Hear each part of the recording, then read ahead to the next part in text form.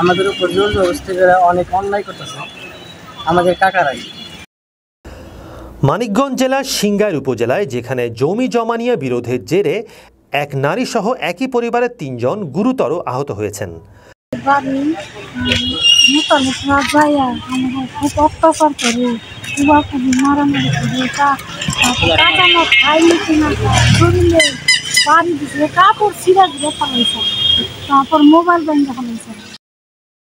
ঘটনাটি ঘটেছে সিংগাইর উপজেলার দক্ষিণ গোয়ালডাঙ্গা এলাকায়।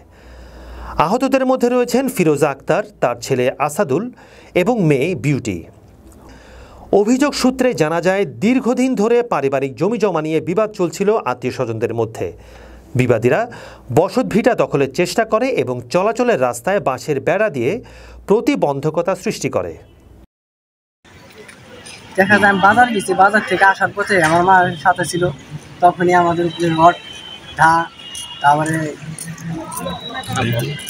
সাপল ছিল, ওখান থেকে গুরুতরভাবে আহত করে হাসপাতালে আমরা এখন আপনার মানে ওরা মারছে রড আর ঘা ছিল, এখান থেকে আঘাত করছে, গলায় চেপে ধরছে, গলায় আমার অনেক ব্যথা ছিল।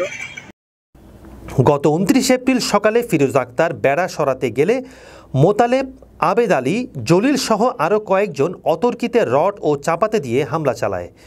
এতে 3 জনই গুরুতর আহত হন। আসাদুলের ডান হাতে রক্তাক্ত জখম হয় এবং বিউটির গলায় 8 আনা স্বর্ণের চেইন ছিনতাই হয়। আজকে শুনলাম আপনারা হসপিটাল থেকে রিলিজ পাইছেন, তো মানে বাড়িতে যাচ্ছেন যে আপনাদের কি মানে ফোন দিয়ে নাকি হুমকি দিছে আপনার ছেলে বললো? কে দিছে হুমকিটা? কে দিছে হুমকিটা? কে দিছে? ওরা ফোন দিয়ে হুমকি দিছে আপনাকে যে বাড়ি এলে মেরে আলাই দেবো? অভিযোগে আরও উল্লেখ করা হয়েছে, এক পর্যায়ে শ্লীলতাহানির মতো ঘটনাও ঘটে। ঘটনার পর আহতরা প্রথমে সিংগাইর উপজেলা স্বাস্থ্য কমপ্লেক্স ও পরে মানিকগঞ্জ সদর উপজেলা হাসপাতালে ভর্তি হন। ছাড়পত্র পেয়ে বাড়ি ফেরার সময় বিবাদীরা ফোনে হত্যার হুমকি দেয়, বলে তোর জন্য দাঁত ধার দিয়ে রেখেছি, বাড়ি এলেই শেষ করে দেব। সিংগাই থানার এসআই মামুন জানান উভয় পক্ষই অভিযোগ দিয়েছে এবং আহত হয়েছে। তদন্ত করে আইনগত ব্যবস্থা নেওয়া হবে।